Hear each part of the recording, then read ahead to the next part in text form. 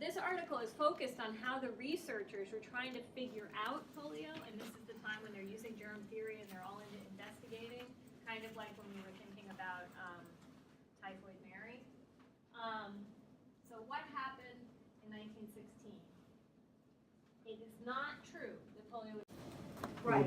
Right, so that's the key. So if you're under a year old, you don't get polio, but you're exposed to polio. If you're exposed to polio before you turn a year old, you will build up antibodies to fight it because you still have your mother's antibodies, right? And you won't get sick. You'll be able to have built your own immune system so that it can stop polio in the future. So if you live in a place with dirty water, because that's how polio is passed, and you are exposed to it before you're a year old, you are not going to be paralyzed, right? But if you live in a cleaner area and you aren't exposed to polio for the first year of your life, and then unluckily at age 10 you happen to be exposed to it, then you are vulnerable because you didn't get to build up the antibodies. Does that make sense? There are illnesses we have that you wouldn't get if exposed to at a very young age. There are other ones too that you might be able to name, I can't, right? So that makes it a very unique thing. So that means that in fact, in richer neighborhoods it was more prevalent because those neighborhoods were cleaner, right? And that kind of turns on its head. That kind of turns on its head the way we think about illnesses. It's kind of the opposite of the familiar picture of an infectious disease, right? You wouldn't expect it to be more prevalent in rich areas. It is true that in the early 20th century, there was no clear diagnostic test. We didn't know how polio was spread, and we hadn't even isolated it under the microscope yet. That comes like a little before or during. Before or during, I'm not sure, World War II. And people who understand biology tell me that the polio virus is very, very small. So it's hard to see. Viruses in general are small. So that makes it very difficult because of that whole thing about healthy carriers that I told you, which is that most people who are contagious, who you could get polio from, 95 out of 100 at least, have no signs that they have polio. 95 of 100 of the people with polio are like typhoid Mary. They don't seem sick, but they can transmit the illness. Right? Isn't that crazy? So that's another reason it's a fascinating illness. So we thought it was only those people who got paralyzed who had polio, and that no one else did. And it was weird and scary because, like, someone would have 5 kids in their family and one would get sick, and we'd be like, what happened to this one when all other 4 aren't sick? How could this be, right? And it was because of this thing about healthy carriers. In fact, they all probably were exposed, but only one got sick. And we know, as both the video clip showed as well as the information from the other polio article shows, the way it spread is through contaminated water and untidy. All right, now bringing the two diseases together and thinking about eradication one more time. Although there are vaccines available, it is true that there are no effective treatments, right? So if you haven't been vaccinated and you're exposed to smallpox or polio and you end up with it, you just have to fight your way through it. There's no treatment for it. Pretty much true of viruses in general, right? Well, I guess not always in general, but in general, that's what we expect. And that's a case for why eradication seems like a good idea, right? Because we don't have any other way to fight the illness. But the other article, the more recent article about polio and working for eradication, makes us wonder if eradication is always the best approach, right? And this, I did an all of the above question, right? So it is difficult to eradicate polio, specifically in Pakistan, which is what the article talked about, because people distrust the vaccinators, right? They have a lot of reasons to distrust people in the situations that they're in. Violent militants have made the vaccinating campaign difficult to implement. And and this is the one that makes everything even more complicated. Lack of clean water and basic health care impedes success, right? So living in a place where you don't have that, where people come in and say, let's vaccinate you, but we won't, help you live in any other way, right, is challenging. And it's the reason why global health has become, it almost connects back to what we were talking about HIV at the beginning of the week, about how people now think together at their whole situation, right? And we're finally beginning to question whether that's such a great way to approach things. But there's one other thing I wanted to say about polio. Oh no, about smallpox. Do you guys remember how the smallpox eradication campaign succeeded? How they did it? Did they do herd vaccination or ring vaccination? Ring. Ring. And what is the difference? Julie. Ring vaccination was just like the one person that was infected, it was the people who had like immediate contact, so they couldn't spread it to other people, whereas like herd is like everyone gets it except for the people who aren't able to. So like the ring was more successful to prevent it from spreading versus like that way because they didn't have enough to give to everyone anyways. Right, so there was a very practical thing, we're not going to have enough vaccines, so they had to, herd is how we usually think about needing things to work. That's why we're having trouble with measles in the United States these days, because we've broken down and not enough people. Not everyone has been getting it, right, and now we have problems with it. But smallpox is probably the most successful possibility, right, in terms of eradication being successful. The only time you can pass smallpox is when you look at someone and say, you are covered with these horrible pustules. That's when you're contagious, right? So they were able to find the people with smallpox and vaccinate the ring around them and successfully eradicate it. Polio, when 95% of the people don't even look sick, is pretty different, especially because it's water transmitted instead of human to human transmitted, right? So that makes it way more interesting. And I mean, you don't need to know this for the test, but it's also true that you need to refrigerate the polio vaccine. You don't need to refrigerate the smallpox one. In so many ways, it's easier when you're thinking practically about global health.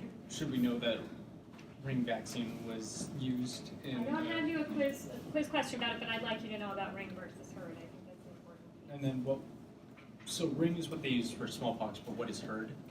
Herd is when everyone gets the vaccine. Okay. Everyone. You answered it in a more subtle way, Julie. Sometimes people can't get a vaccine. Like smallpox is a live vaccine, so some people who are immune compromised wouldn't be able to get it. So some vaccines cause those kinds of problems. So you have to do herd with exceptions, right? But basically, it's everyone who won't be harmed. So, and then ring, it's just one person, right? No, it's not just one person. I meant ring like is what it says. Like if one person is sick, it's everyone around that person. It's kind of like building a wall because everyone around them, and then it can't get out. Oh, okay. So everyone around the infected person. Right. Right. And if you want, you can review the film as well. The Arts for Survival talks about that. If you go online, some of the clips are available, and the video is in the library. I'm sure you have 500 other things to do before the test, but all of that is true if you want to look at it. Okay, so that gets us through our first day. Then we are going on to a day where we talked about both diabetes and obesity. The first reading I gave you was by Chris Futner, who's a pediatrician as well as being a historian of medicine. He is looking back at one specific case study when thinking about how insulin fits into our understanding about diabetes, right? So, I love his phrase, dangerous safety. I think it helps us understand how chronic illness works overall. And chronic illness is where we're at a lot in the United States now. And as the quiz questions will remind you, diabetes is still a leading cause of death in our country. We are not done dealing with diabetes, right? Okay, even though we haven't. Can you just say the question numbers? Just. Oh, as I go, sure. Okay. You're being a good videographer. Huh? So, question 1 is, according to Chris Futner, dangerous safety refers to, and what is the answer? It is not what the experience of diabetes used to be like before the discovery of insulin. You can see how I could play that up as a true-false question and say, before it was safe, right? Before you had insulin. And there's something compelling about that, too. You hopefully remember those pictures I showed you about the emaciated kids who had diabetes, who couldn't process anything and were, like, wasting away, right?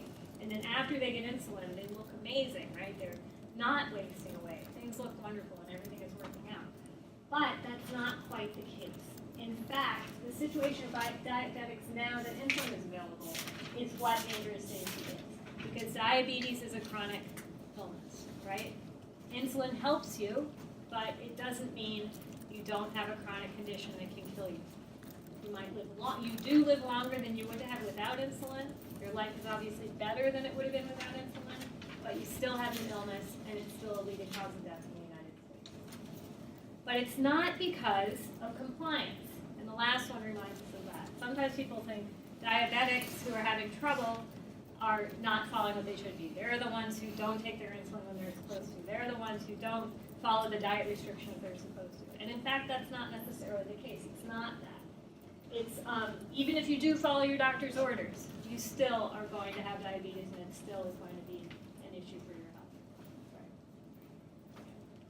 So John Hansen was the particular patient that was profiled in this piece. The correspondence between. Sorry, let me just get to the right place before I keep trying to talk. So for question 2. The correspondence between Hansen and his physician was what was being talked about here, and this was relatively soon after when insulin was being used. And the answer was that he was compliant, he tried to follow his doctor recommendations, but he still had a shorter life.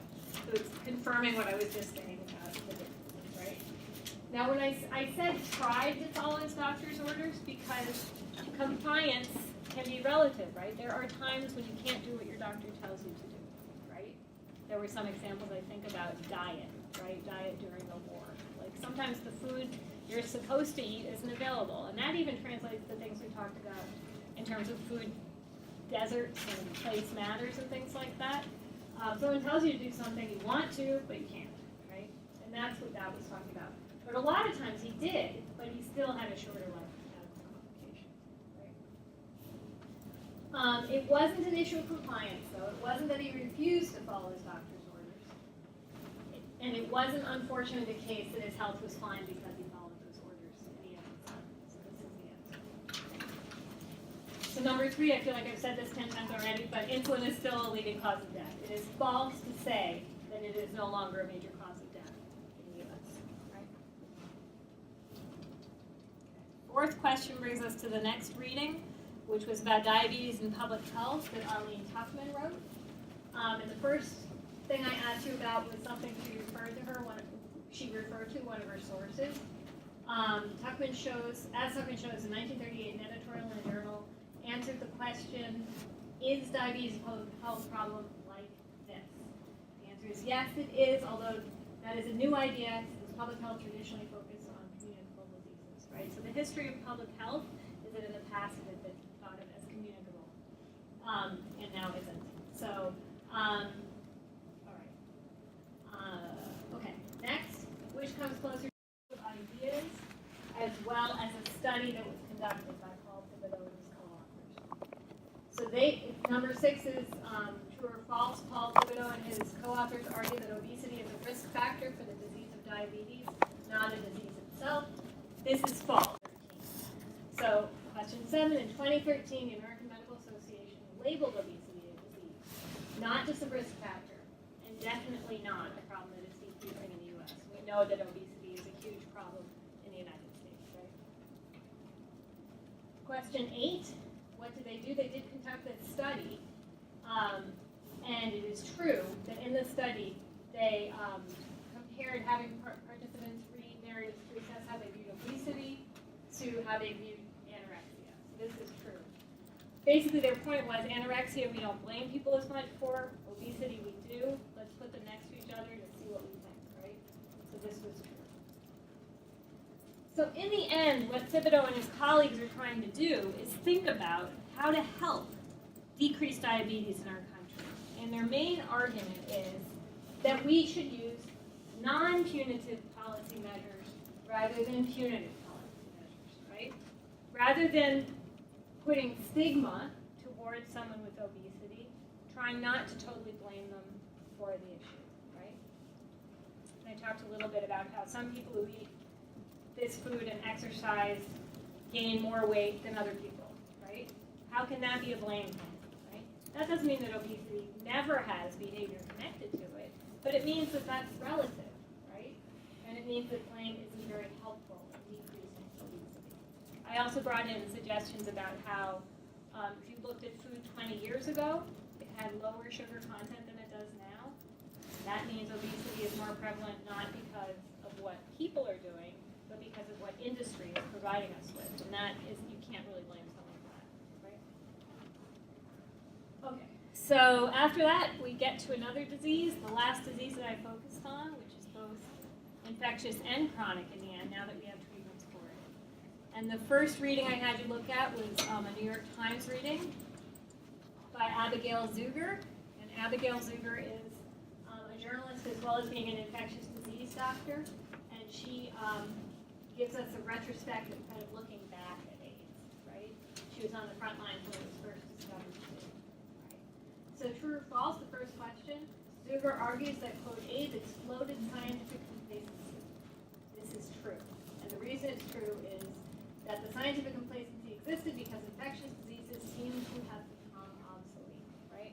So if you look at the early 1980s and what people were dying of, we weren't worried about tuberculosis. We weren't worried about cholera. We obviously weren't worried about smallpox that was eradicated, right? So all these things were no longer what people were mostly dying of. By the 70s, we're talking cancer, heart disease, diabetes, things like that, right? So we felt like we figured it out. We have antibiotics, we have vaccines, life is good, right? And then HIV came along and showed that wasn't totally true. And in the end, we know that HIV/AIDS is not the only infectious illness we've had to deal with since that time, right? Can anyone think of other infectious illnesses that have emerged either during or after that time? Ebola has been one that scared people a lot that's come recently, right? Any others? One other one to think about is tuberculosis again. Tuberculosis has resurged. Tuberculosis tends to resurge when there's more poverty. Right? So infectious diseases overall are not totally gone, but AIDS was the one that really showed that to us. Right? Second question, it is false that when AIDS first emerged in the early 1980s, it was clear very soon how it was caused and how it would spread. Whoops. Why was it difficult to figure out how it was caused and why it spread? Anyone want to give a sense of why it was difficult to understand? You guys remember from Tuesday? From the reading? How is it spread? Through blood? Yeah. Usually sexually transmitted, right? Why wasn't that easier to figure out? It's easier to figure out for gonorrhea and syphilis, which are other STIs. Why is HIV/AIDS harder? Symptoms are like just mild fevers and stuff like that. So we'd be able to like hard to tell in the beginning as it gets. It's not so much that they're minor, but the symptoms are surprising. So we should think about that. Sasha? So they had cystic pneumonia, and so because they had this one disease, they didn't think about another disease. Right. So what happened was people would get different illnesses. People with HIV/AIDS aren't necessarily dying of HIV/AIDS. They're dying of the illnesses that they get because of their compromised immune system, right? So HIV/AIDS attacks the immune system, right? And figuring out that that's infectious is hard because sometimes people have autoimmune disorders because sometimes exposure to stuff can give you immune deficiency. So we didn't know it was infectious at first. And people were getting Kaposi sarcoma and pneumocystis pneumonia, right? And those were not, clear what they were from or why, right? Chi-Chi. In that video we watched, they also mentioned that like people that were dying as though they were like really old. So it was just like weird. Yeah, the whole thing, like people who would never get these illnesses, right? It wasn't just like, oh, randomly people are getting cancer. It was they're getting this cancer that only like really old people with no immune system left are getting, right? So it was just strange seeing very healthy, pretty much all gay men getting it. It was confounding, right? It didn't make sense. Right? So that took a while to figure out. Okay? And even as we figured it out, there was a lot of fear, right? Because there were no treatments for it. what if it's sexually transmitted, but also if someone coughs on you, you get sick, right? People were scared to death of that kind of thing, especially because it was a particular marginalized, stigmatized population who were getting it, because early 1980s, gays and lesbians didn't have, like, it's better now than it used to be in terms of how people feel about that. We certainly didn't have legal same-sex marriage then, for instance, right? Okay. As we think about what AIDS did, it was very important in many different ways in terms of what happened to our medical community and the way we deal with health and illness. Zucker shows both of these things, or question 3. She shows that AIDS helped reveal the need for good palliative care in hospitals. So all these young, vibrant men were dying. There was nothing to do for them, right? So figuring out a way to make that a good death, people were trying to do that. And it also helped reveal the need for latex gloves in hospitals. When we think about, you know, infectious, the need to prevent infections from spreading, people were way too cavalier about that then, right? It's one of the reasons antibiotic resistance was up. People weren't careful about washing their hands, and gloves weren't always worn, right? It took something like this to make people much more careful, right? So Zuber also talks about that. AIDS activists changed the drug approval process by speeding it up with a lot of civil disobedience. ACT UP was the big group that did a lot with that, right? Sometimes speeding it up doesn't sound good, right? We talked about this a little bit in class. You look at something like thalidomide, or there are other indications or examples of how you wouldn't want to speed up a drug process because dangerous things could get through. But when HIV/AIDS was killing everyone, side effects became less important to people, right?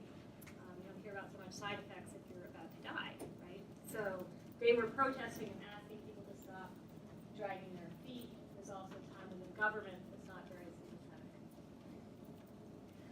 Okay, and then we finally get back to global health. We're talking about global health with smallpox and polio, but we can also think about it with HIV/AIDS.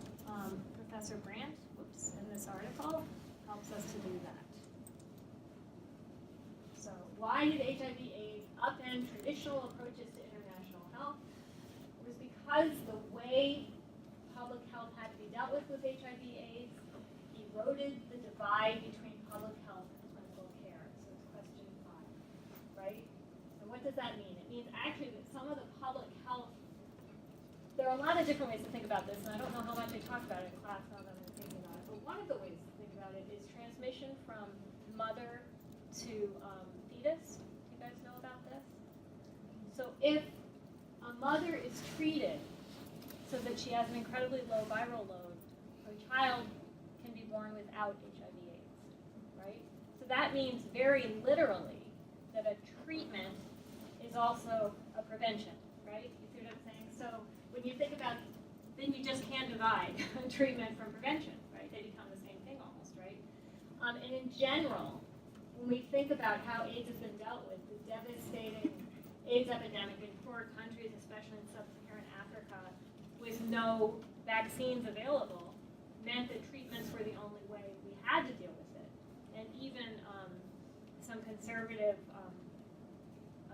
presidents here in the United States, as well as private philanthropies, took that on and helped provide treatments, right? When you think about public health before that, usually it was things like eradicating with a smallpox vaccine, rather than doing something like treating everyone. The shift from international to global is the way people talk about it in history. So this connects then to question 6. HIV/AIDS changed public health on a global scale as high-income countries and private philanthropists have financed treatment and prevention efforts in low-income countries. This is true.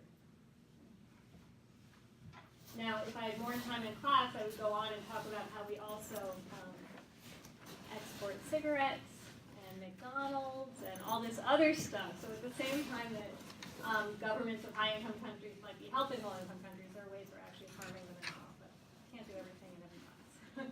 Okay, question 7. I did an all of the above just to make sure you guys knew all these things. One aspect of global health that HIV/AIDS has spurred debate about is all of the above, right? Are there drugs that should be essentially available to every single person in the world? That's become a debate, and there's a list now of what drugs should be. human rights. We can't think of people unequally. People in any country should have some basic health care. And recognition that disease doesn't respect borders. We can circle back to Ebola, right? Do you guys remember the scares when Ebola was possibly coming here, right? So those are all part of thinking globally rather than just in the United States. Okay, so that finally brings us to what we did today. Maybe you guys, I'll just remember it and you can stop. What do you think? I hope that you saw today what I was trying to remind you guys about. Kind of brings us back to everything we've done in class, right? As healthcare providers, we should try to be humble because our situation is very complicated, right? So while we have things that we can do to help people, at the same time, there are many instances where we actually harm people, right? So first, do no harm is incredibly important. Because we have so much knowledge, sometimes we don't do the basics, right? Sometimes we don't make sure there's blood supply if someone starts to bleed out. Sometimes we don't know the name of the nurse next to us, so there's a hesitation and a confusion in the room, right? These are the kinds of things that we need to figure out how to handle differently, right?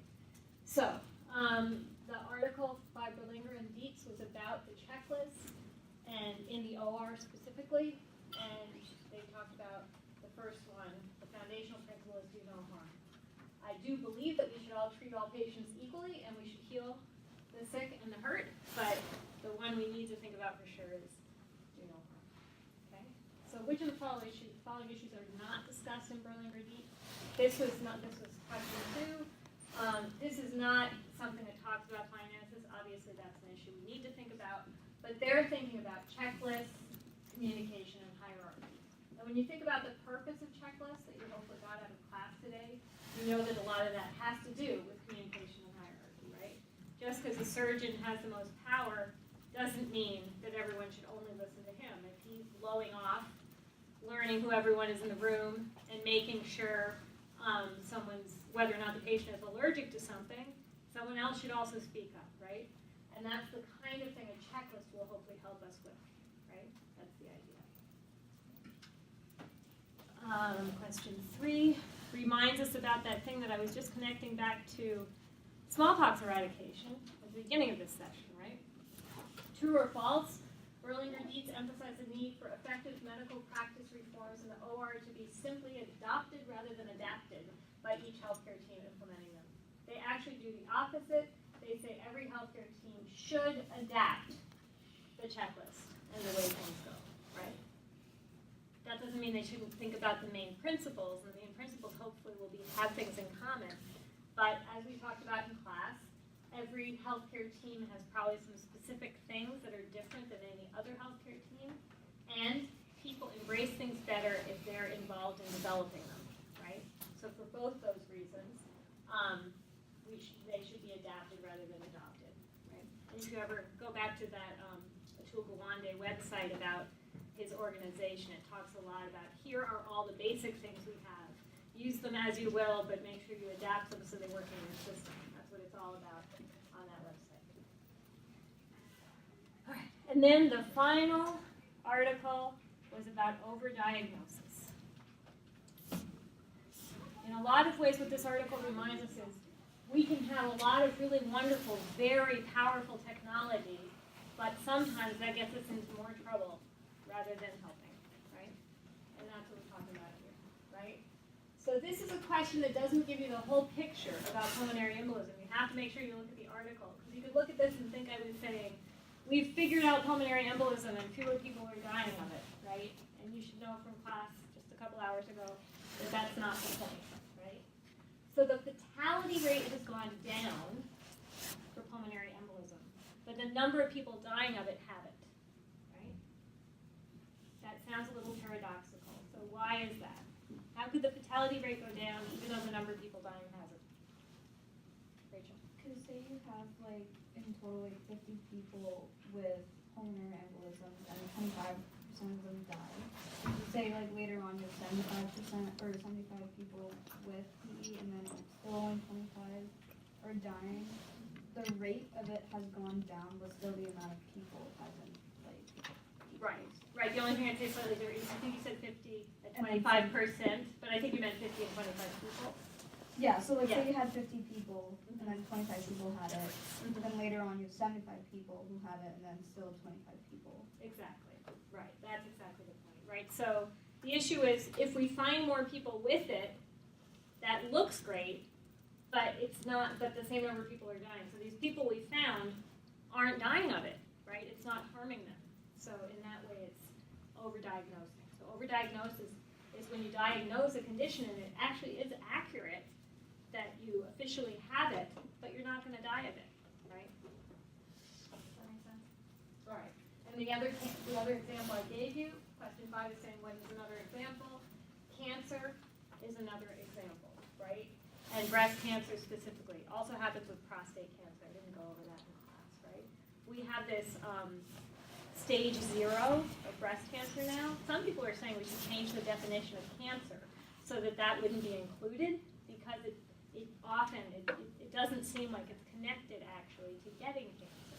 So you have these pre-signs, but that doesn't necessarily mean it will grow, right? And we could spend a lot of time talking about specifics like how aggressive some cancers are, how slow other cancers are, right? So that would factor in as well, right? So with our, we're diagnosing a lot more breast cancer, which with the stage 0 thing, but more people aren't dying of it. Same kind of deal. Okay. So why is this? In both cases, we have increasingly sophisticated technology that can find really tiny things, but those tiny things might not harm us, basically, to be very simplistic about it. And overdiagnosis costs a lot of money and harms people as well. Whoops, I went past it. So it was both economic and medical costs. And one of the ways to define overdiagnosis, to go to question 8, is to say that clinicians can diagnose it based on that advanced technology, but they can't even observe those symptoms clinically, right? You wouldn't be able to feel a lump with stage 0. Something like that, right? So that would be true. Questions or anything else you want me to go over again? Okay. Talked quickly. Sorry, Reggie. Just the first couple questions on the first quiz. At the very beginning? Yeah.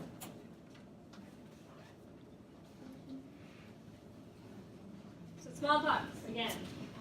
It was not, question 1, the global smallpox eradication campaign was not the first attempt. That is false, and then I put the attempts that were the first attempts in the second question, okay? So malaria and yaws were both, they attempted to eradicate them, but we don't hear much about them because they were not successful, right? These were not, and the second question tells you, these were not vaccination campaigns. So therefore they operated differently than smallpox, right? Another way they operated differently was they did not use research to study their effectiveness. They didn't do good research on what works and what doesn't work. And in smallpox, they adapted to the local conditions and they tried to study what worked and what didn't. So these are all from this article that Donald Henderson wrote. And Donald Henderson, just like the people who were talking about the checklist, argues, as question 6 says, actually it says the opposite. So it is false that he argues that we should follow the same blueprint all the time. Instead, we should develop new public health strategies that are specific to the situation. So it's false to think we should always follow the same blueprint. Weird one, slow down. It has a mind of its own. All right. Did people get polio? Polio on here? No. Okay, I'll quickly try to do polio. So Naomi Rogers, I think it was the last 11 numbers article you read, did not fit the familiar picture of infectious disease because in fact it was more prevalent in richer areas.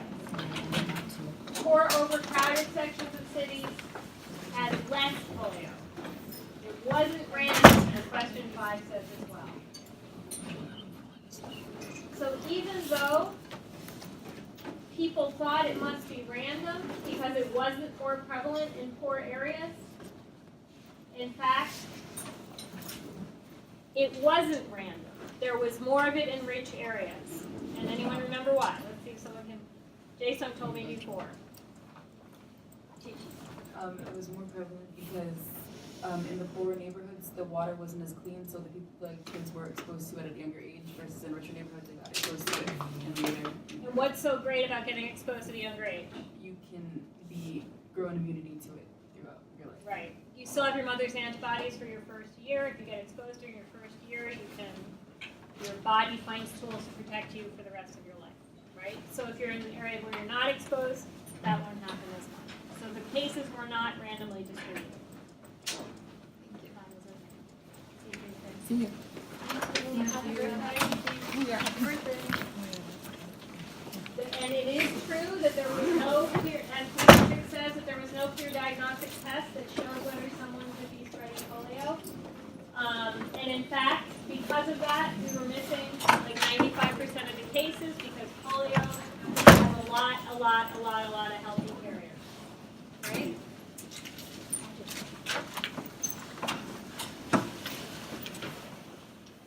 Okay, and we should know that question 7,